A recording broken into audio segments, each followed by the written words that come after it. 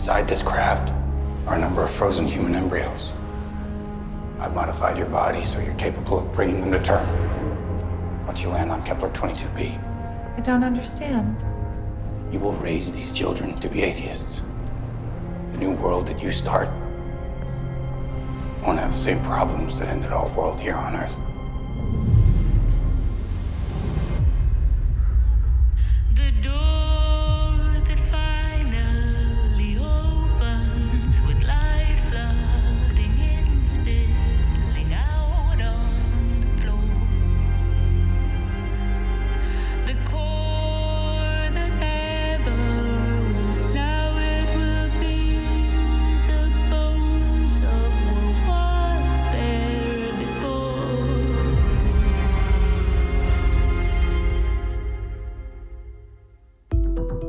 Hi, I'm Holly Frey, and welcome to Raised by Wolves, the podcast, where groundbreaking minds discuss some of the real-life research behind the science featured in HBO Max's new sci-fi series, Raised by Wolves.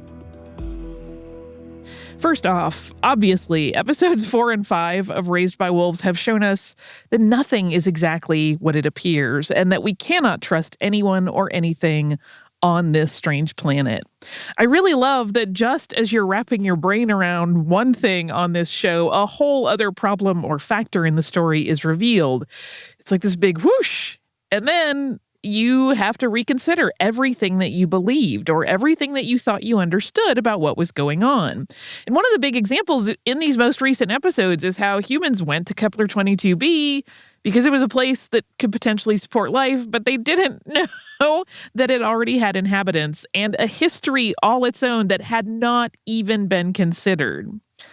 But while Raised by Wolves' plot is full of twists, turns, and very unpredictable reveals, I hope that this podcast can at least help you understand some of the real-life tech, science, and history that inspired the series. And given how the hostile terrain around Mother, Father, and the settlement has coughed up a lot of surprises, we figured this would probably be a good time to discuss Kepler 22b, the very real planet on which the show takes place, and which scientists have postulated could support human life.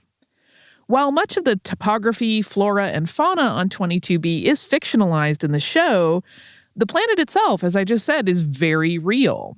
Discovered in 2009, it appears to exist in a safe Goldilocks zone approximate to the star it orbits, Kepler, similar to that of Earth in relation to our own sun. This has led scientists to posit that it might be enough like our own that we could ostensibly someday break our lease here on Earth and move there. Although, as Raised by Wolves points out, the excitement behind that possibility may be due in part to how our own planet looks and feels after we have so thoroughly ravaged its environment. This brings up a bigger issue here. Can humanity make it to another planet and start over? And an even bigger, more important question, should we? Maybe what we've done to Mother Earth isn't as dramatic as the world that we see in Raised by Wolves before humanity abandons it for Kepler 22b, but it is safe to say we're stretching natural resources to their limits. If we were given a second chance with a fresh Earth, who's to say we wouldn't do the same thing over again? Before we dive into the science that will help us tackle this massive question head-on, we thought we'd first take a look at how Kepler 22b and the possibility of life on other planets became such a core concept in Raised by Wolves.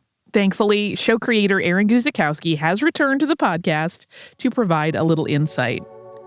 Along with the help of visionary director and executive producer Ridley Scott, Aaron first brought Kepler 22b to life on the page, imagining, in his scripts for Raised by Wolves, what the planet would look like 125 years from now, assuming humankind would be capable of traveling these 600 light years to get there.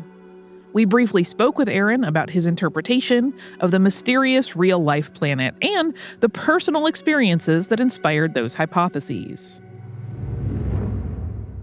Aaron, we have to talk about Kepler 22b. Yes. A lot. Yes, This is like an area of like rabid fascination for me. Okay, so first, when you decided that you were going to set Raised by Wolves on Kepler 22b, how much did you know about the planet itself? Not too much. I wanted to find a Goldilocks planet that was real, but obviously is so far away that we really don't have a good idea as to what it really looks like, other than the fact that it's close enough to a sun. We may be able to live there without any technology. And so as I started looking through all of these planets, all these different options, this at the time they were saying, this may be the one, Kepler 22b. The only problem is it's 600 light years away. No idea how one would get there, or let alone how a lot of people would get there, but it's there. And I really like that idea that it's real, but it's so far away, you can't really see what's on it. And you can kind of just imagine that it's this, sort of thing. So obviously this captured your imagination. How much of the Kepler 22b in the show is informed by actual planetary science, like the research that you did around it, versus how much did you just give yourself free rein to create and lean on the fact that we don't really know what the surface of that planet is? I tried to do a little bit of both. I tried to give myself free rein, but I also wanted to try and keep it relatively grounded. I wanted everything to at least be possible and within the realms of possibility with a planet like this. And, beyond that, I definitely kind of opened it up in terms of it's not all science-based for sure, but it is all theoretically possible. Based on what we know, it is just as possible as, any other theory about what those planets may or may not be like. And especially with working with Ridley, he likes things to be credible. What would the ship look like? How would it work? What are the propulsion systems? What is this over here? What does that do? Why is that there? It's not just kind of like, oh, let's put a bunch of stuff over there because it looks cool. It's like, he's really trying to build it out, making it real. And I think, the same approach when we were doing the planet and how things were going to look, it's the same sort of thing. And always, I think, you have to look at Earth and you keep looking back at what we know about this planet. And really, there's so much about it that we don't really think about that much because we're in this kind of modern age. So just thinking about this planet in different ways allows you to kind of really extrapolate it and say, okay, this could be another version of what a Goldilocks planet could look like. Now, I like that you bring this up because why do you think we are, as a species, so fascinated by this idea that we could all move to another planet? It drives me crazy. I think it's this thing we have in us. We like the idea of the blank page, starting over. Like if you have people, they've been scribbling on a piece of paper for 1,000 years, and you're like, well, here you go. Can you make sense of this? Do something to it. Or would you like to just start over again? Here's a blank, beautiful new piece of paper, and you start on that. And that's very exciting. It's just so much easier. We're in this sort of like Christmas lights tied up in knots society, of like hundreds of thousands of years of problems, that all have to be dealt with. And when we think of a new planet, we just kind of think of like, oh, it's all new. We're just there. We're going to set stuff up and have fun. We're going to be on a new planet, and we're not taking any of that crap with us that we did on Earth, which is complete bullshit. It would be exactly the same, except 1,000 times worse. Like, why are we trying to get to Mars? There's no atmosphere there. It's a husk. It's like the remnants of what Earth will be like 100,000 years from. We're trying to get to like the burned house down the block. We live in this mansion with like a lot of problems. There's a lot of people arguing in the mansion and we have issues, but it's beautiful and there's lots of possibilities and stuff. And then there's this burnt out husk. You can see it with your binoculars. Look at that. It looks burnt and empty, but there's no one there. We could start over again. But also too, there's like no way to get there. We're not getting anyone to Mars anytime soon. And if we do, it'll be like 5 people, you know what I mean? And then like maybe 5 more. Yeah. It just drives me nuts because I wish we would just put all that effort into fixing this planet. Does anyone get the fact that we haven't really found an alternative Earth that is anywhere near this? I mean, 600 light years away is 600 light years away. I mean, that's a really far away.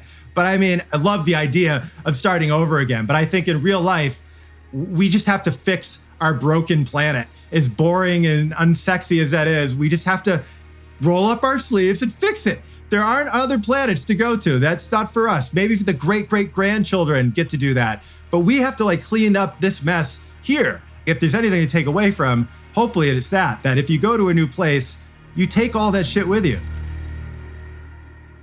There is a weird romanticism with, in a new place, we could project manage it much better. And it's right, exactly. Yeah. And we'll all get along. It'll be fine. We'll all agree. So is it safe to say that if you were given the chance to leave Earth, you would not take it? I would not take it. No, I'm terrified of space. I would not want to go to space. When I saw Alien as a kid, I'm like, that's it. Space is terrifying. It's unknowable. It's impenetrable. It's horrifying. Why would anyone want to go to space? I don't understand. Like, this is like a dreamland compared to that's a vacuous nothing. Why would you want to go there? I'd love to send a probe into space and watch from the comfort of my living room and look at what it finds. But no, I wouldn't want to go. I'm too big of a wimp for all of that kind of exploration. But have nothing but the greatest respect for anyone who would. I think that's fantastic.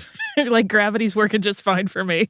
That's right. Absolutely. I'm loving it. So in the show, you have essentially made Kepler 22b almost like a character unto itself. How much does that really define the core concept of Raised by Wolves, and how much does it inform the storytelling?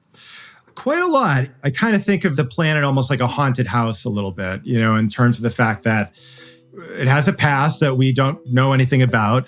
It has lots of secrets. The whole show kind of runs on secrets. I think if you arrive on a new planet with very little tech, you're not able to orbit it and kind of analyze it. You're just thrown into it. You can only see what you can see.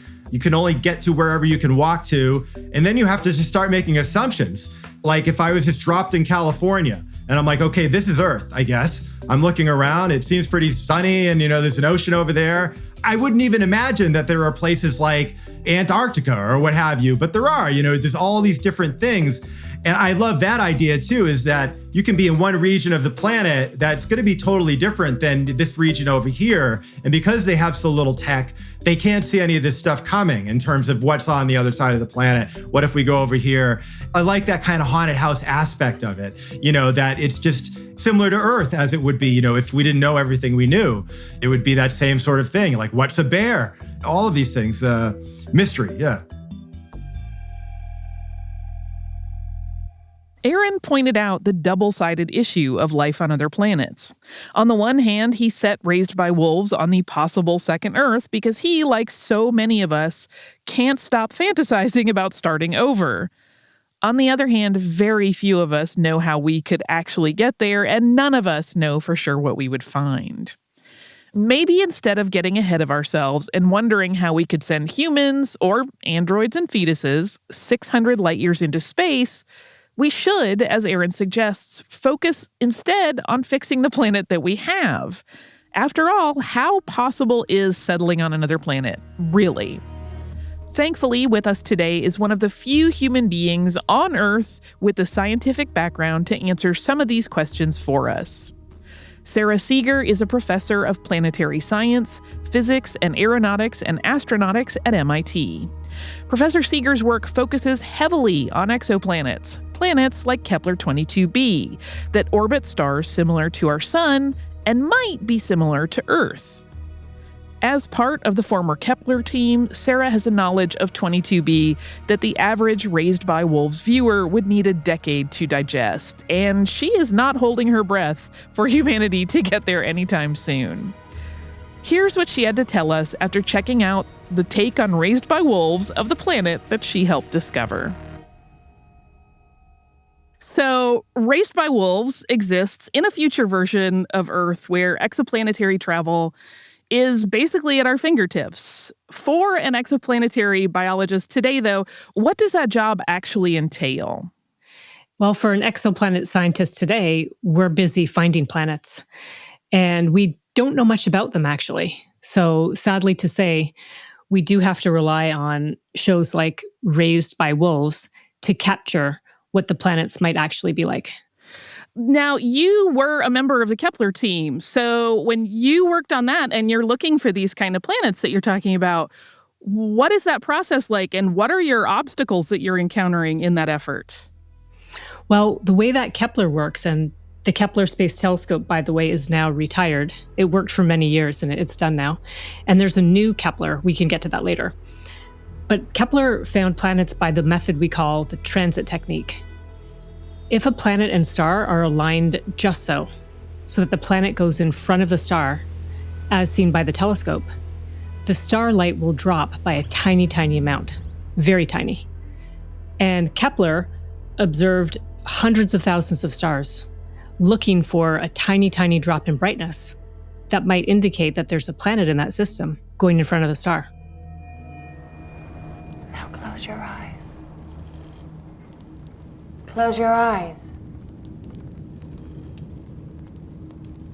I want you to think back to a time before humans gained their sight, when you were all just blind, simple organisms floating in the vast oceans of the Earth. The warmth of the star drawing you to the surface. The show's frame of reference for this, it kind of posits that 22b is like a second Earth. But really, that's just due to its position relative to its host star. But how much do we actually know about the specifics of Kepler 22b? Well, we don't know much about it, so it is a good example to talk about. We know Kepler 22b's size. It's over 2 times Earth's size, 2.4 to be specific. We know that Kepler 22b orbits a sun-like star. The star, it's not quite a twin to our sun, but it's close. And we know the period or the orbit of Kepler 22b. It takes about 290 days to go around its star. And as you already said, Holly, we know that the planet is in the so-called Goldilocks zone. As heated by the star, the planet is not too hot, not too cold, but has just the right temperature for life.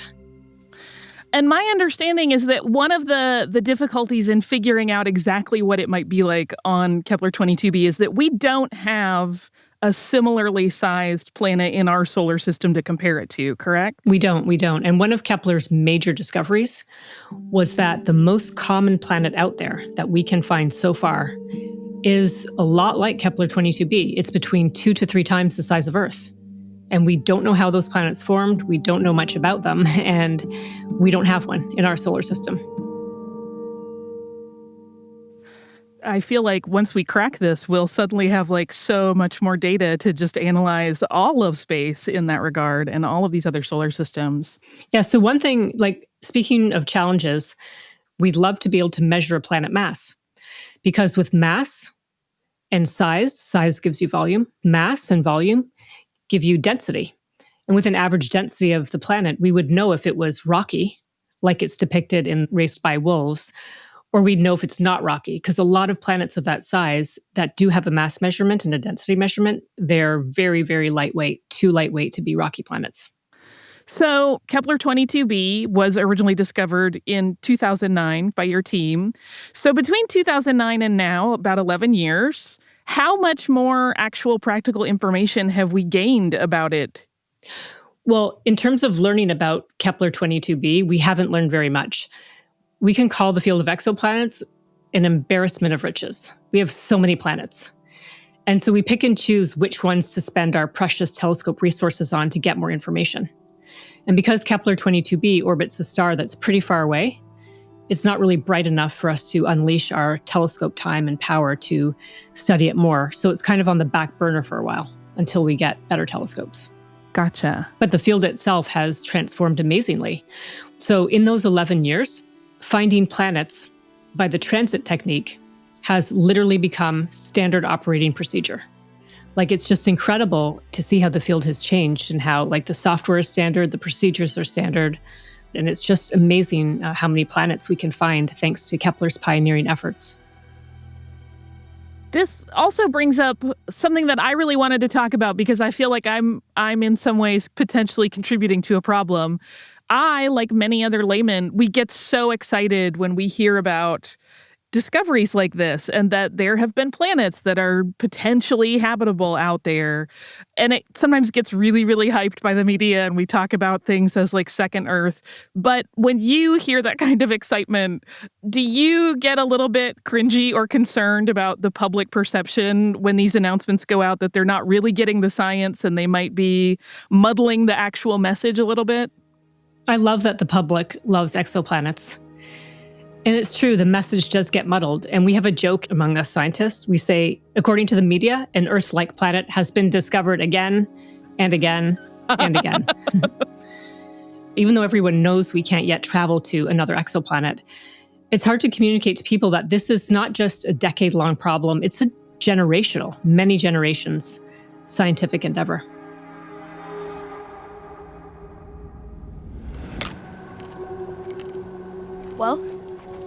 Digestible? Yes, go on. Favorable composition?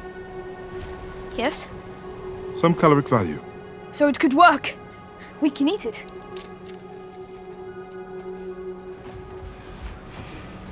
It's going to work. It's really going to work. Trace levels of hydrocyanide. It's toxic. Raised by Wolves, of course, because it is part of this almost romanticized concept of Kepler 22b as a secondary Earth, it has in the show water, edible plant life, potentially edible animal life, breathable oxygen. What is the reality that we would actually find all of those things on one of these planets that we've identified as potentially habitable? The scientific answer is we'd prefer to wait and answer that question like 10 years from now when we actually have data. Right. But we like to think that the chance that the planet has water is really high because hydrogen is very common, oxygen is very common, and those together make water. And there's a lot of water and ice everywhere in planetary systems that are forming. So that's all good. But for the planet to have oxygen, life needs to have already got a hold to do photosynthesis, to expel oxygen as a waste product from harnessing the sun's energy. And that one we're not so sure about. Our own Earth didn't have oxygen for its first few billion years. And so it kind of just depends on that planet history and whether life made that leap to extract that energy from its sun. To kind of make this point about how we're still figuring out what other exoplanets are really capable of in terms of supporting life as compared to our own. If an astronomer from another culture far away in space were to look at our solar system, how would they perceive it in terms of which planets were potentially habitable? Well, first of all, if they have the techniques that we have existing today, they could see Jupiter. They might have seen a signal of Earth, but just barely. And it might have been such a weak signal that, imagine, they would have tossed it into the trash pile for planets. But if they have the kind of telescopes that we're hoping to build, they could not only find Earth, but they would see that Earth had water vapor in the atmosphere and oxygen. Now, oxygen shouldn't be in our atmosphere. It is incredibly reactive. And if they see we have that much oxygen, we have 20% by volume of our atmospheres filled with oxygen, they'll know something's going on. They'll be very suspicious. And they should be able to deduce that there's a 99.9% chance that there's life on the planet creating that oxygen. Would there be any potential for them to have a false sense of possibility for any of the other planets in our solar system to support life? Well, our sister planet Venus is a really interesting case study because Venus has permanent, highly reflective clouds that block any information about its atmosphere. So they could find Venus and they would calculate that it's kind of right on the inner edge of the habitable zone, and they might suspect that one could host life. But in fact, not so much.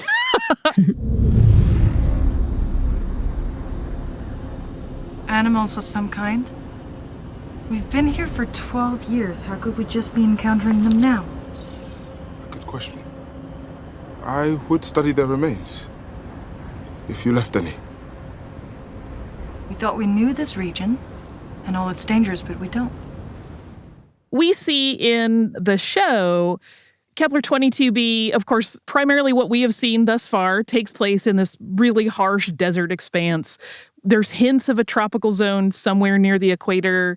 The entities and the flora and fauna that we discover there are alien, but of course they are based very much on those on Earth, right? There is this sense that there are reptiles that have been there historically and that they grow space yams there essentially, and there is stone and there is water.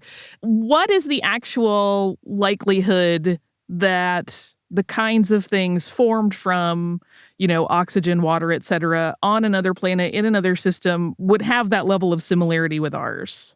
We have actually thought about this, mostly for fun and not for serious work.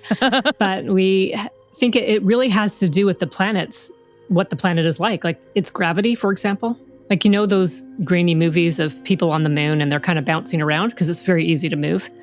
If there's a planet that has a huge surface gravity, it'd be nearly impossible to walk. And in that case, we imagine there'd be life like with giant elephant legs, very low to the ground. Similarly, and even for Kepler 22b, we don't know, imagine if a planet has a massive atmosphere. So it's kind of dark at the surface most of the time. We have imagined there could be birds with giant wings that fly high and do photosynthesis using the sun's energy that they can only really get high in the atmosphere. So if the planet is a lot like Earth, it's certainly, I'm just speculating here, but we could imagine some trees and animals that move like they do here on Earth. Gravity has so much to do with the equation, though. Really, in your head, because you have a handle on where we're at and where we will potentially be down the road, you know, in a decade, 2 decades, et cetera. How likely is it that we could actually live on a planet like Kepler 22b eventually? Well, Kepler 22b isn't one of our favorites. It's so big, and most of the planets the size of Kepler 22b don't have a solid surface as we know it. So we would have to generate like giant airships, like air pods, where we'd be floating around in the atmosphere. So that one's not our favorite, but suffice to say that there are so many planets out there, and we have evidence that every star has planets. And we're just trying to find rocky planets around stars that are very close to our sun.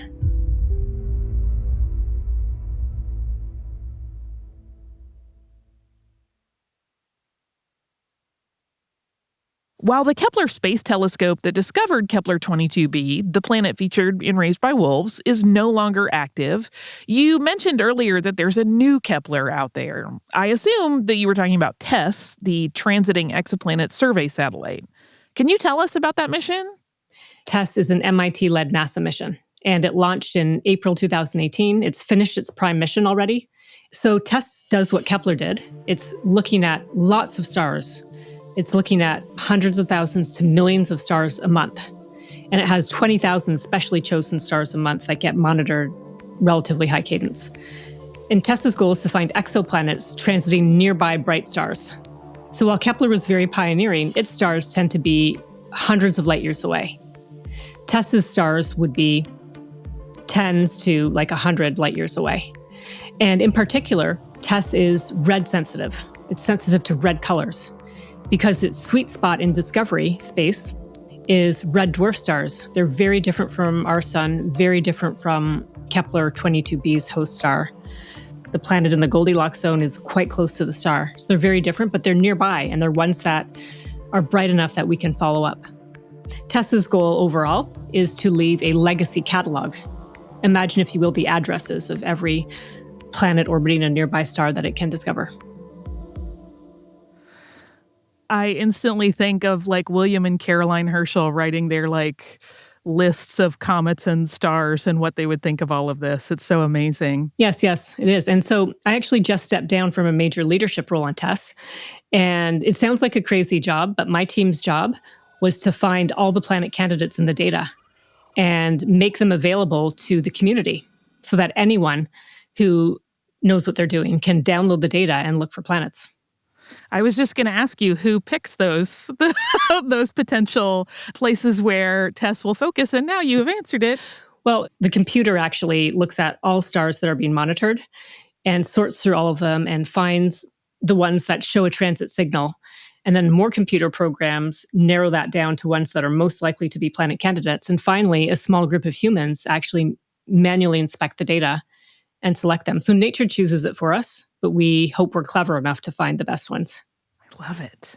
I know this is, again, still a bit off, but if everything were to go according to plan with Tess, when could we expect to start seeing kind of exciting information from it, at least when it hits the public sphere? So Tess has already been in the news many, many times. It has found lots of planets. Tess has found a planet in the Goldilocks zone of its host star. Not like Kepler 22b, though. The host star is this small red dwarf star.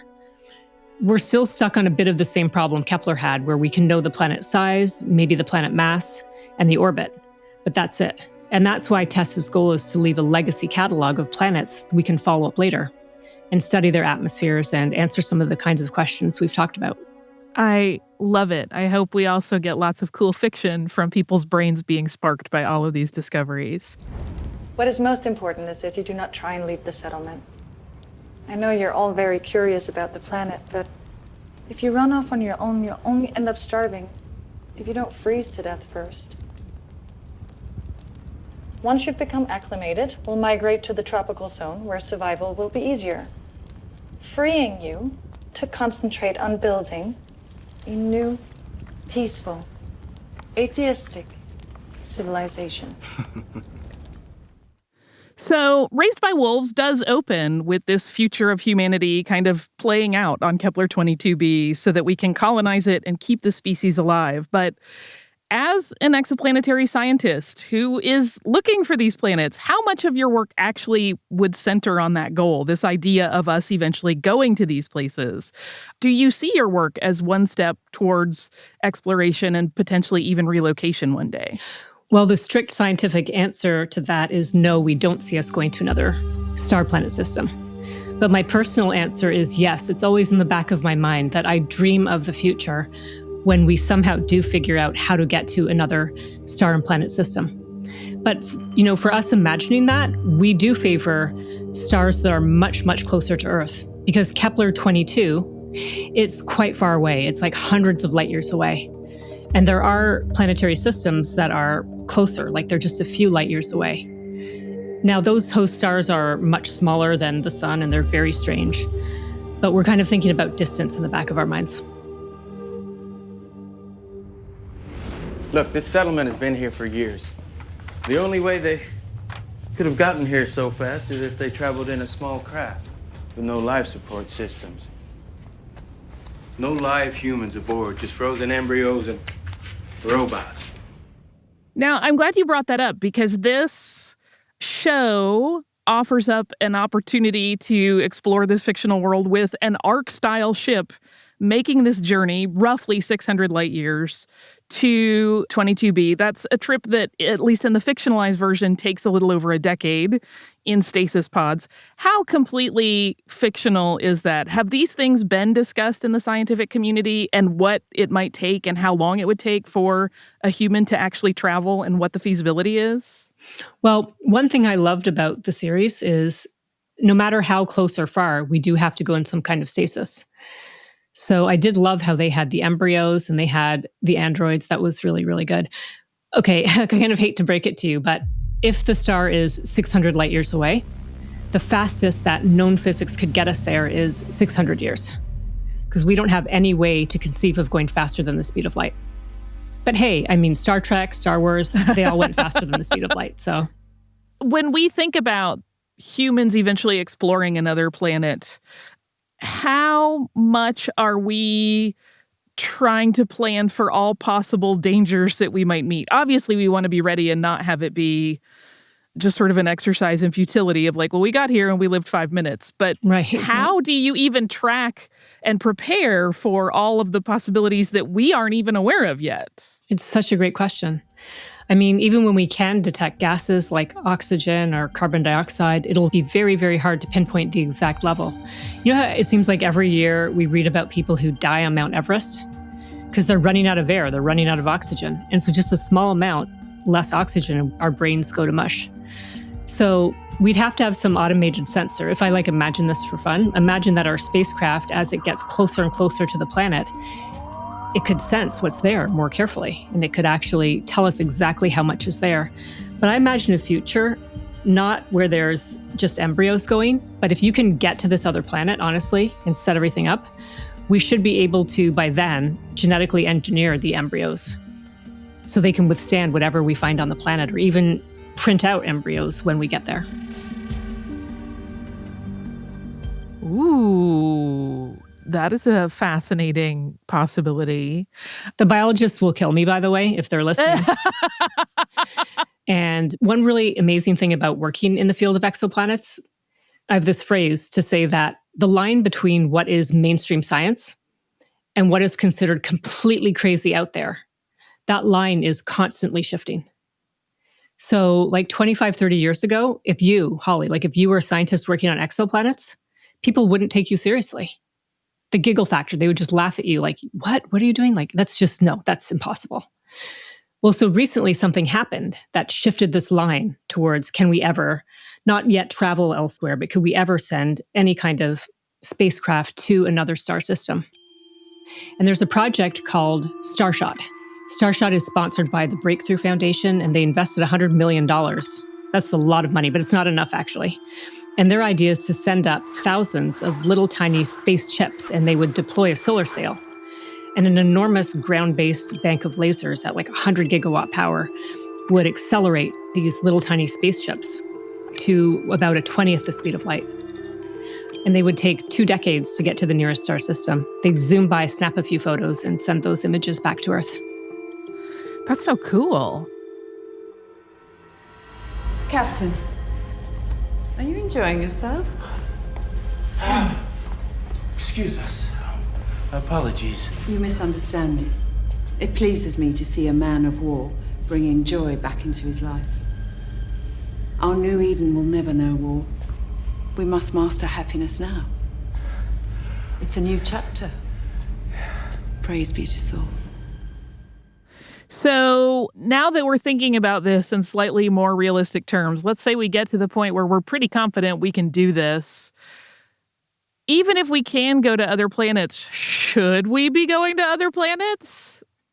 I mean, that's a great question. And we'd have to start thinking about what we do here in our own solar system. Even though we haven't found life yet, NASA has a planetary protection office. That's what it's called, planetary protection. And their job is to make sure we don't contaminate even planets in our own solar system. Depending on whether the space mission is a lander or an orbiter, there's different levels of sterilization that you'd have to put your spacecraft through. So probably we'd have to build on what we're already doing for our own solar system. How often, I should say, are you kind of, sitting with your thoughts and contemplating these possibilities when really you find yourself down the rabbit hole of the ethics of the whole thing? I mean, even something like what you brought up, which is a really fun idea of like embryos sort of being created in situ on the planet's surface once we get there. How do you think about all of this as you're going about your work? Well, it's so far in the future for us to imagine sending humans to an exoplanet that it doesn't come up from my work every day. I do see it amongst colleagues who are struggling to understand CRISPR, this genetic editing technique, and what they should do there. So I definitely think it's a problem. But we can leave that for the future generations to worry about in this case. Sara, thank you so much for spending this time with me. I feel at least 10% smarter. Thanks, Holly. Thank you so much.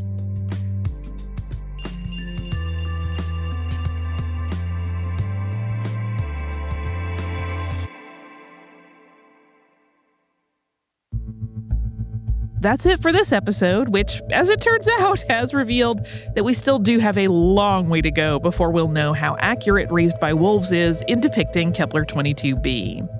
Then again, maybe by the time future generations have mastered the technology to get us there, they will have come up with a way to save our own planet.